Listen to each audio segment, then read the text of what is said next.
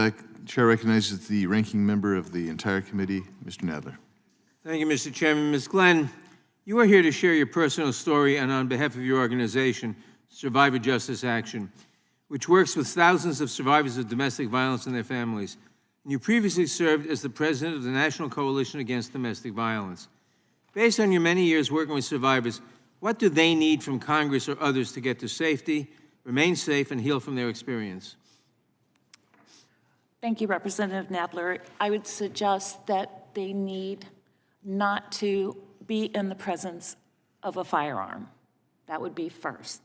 Secondly, there are so many other actions that Congress can take to ensure that domestic violence victims and survivors have what they need to remain safe.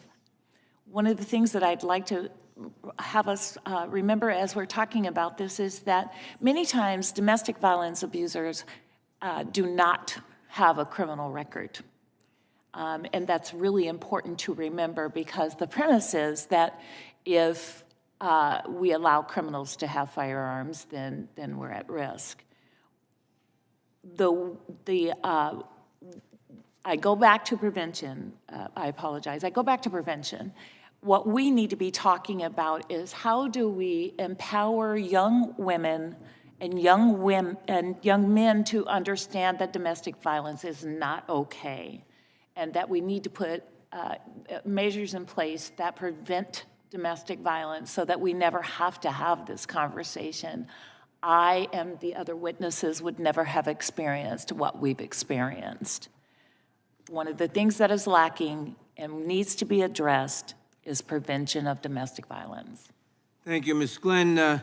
Some have expressed a very bleak view of the world for women, where they cannot rely on family, their communities, law enforcement, or others for help. Is this true? How can women who are experiencing abuse right now be connected with people who can help them?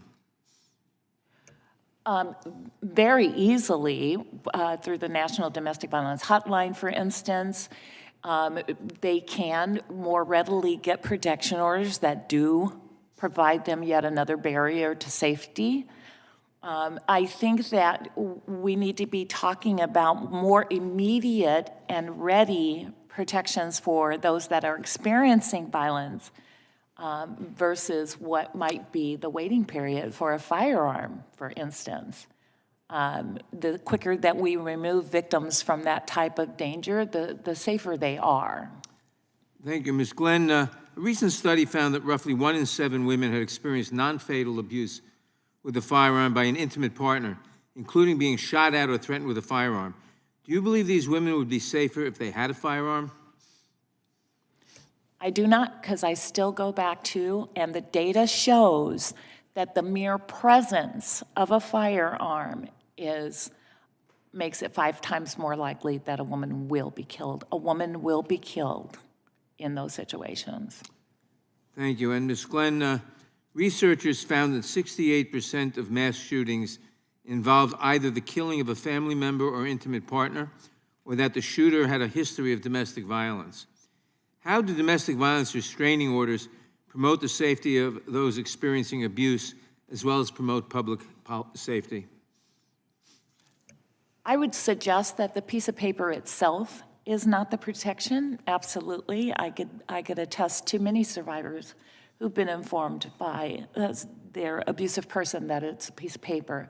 What I would suggest is that the protection order allows for the documentation of that abuse and ensures that, for instance, if the survivor is seeking out other types of safety, that they have the protection order as a document that shows that there's been that abuse. Thank you. I yield back. Gentleman yields back. Chair recognizes the gentleman from Texas, Mr. Nelson. Thank you,